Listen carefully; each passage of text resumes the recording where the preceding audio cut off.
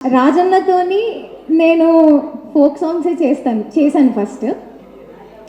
Folk సాంగ్స్లో అంటే మరి ఏ రోజు అన్న స్టోరీ ఆల్రెడీ తనకు మైండ్లో ఉంది కాబట్టి ఏ రోజు నేను హరిత లాగా కనిపించానో, ఏ నిమిషంలో ఏ క్షణంలో అనిపించానో షూటింగ్లో నాకు తెలియదు. కానీ ఒక డెబ్యూట్ ఆర్టిస్ట్కి ఫీమేల్ సెంట్రికే చేద్దాము అని వెయిట్ చేస్తున్న ఒక అమ్మాయికి, నాలాంటి ఒక అమ్మాయికి perfect picture, perfect screen presence అనేది ఈ కలివి వనం.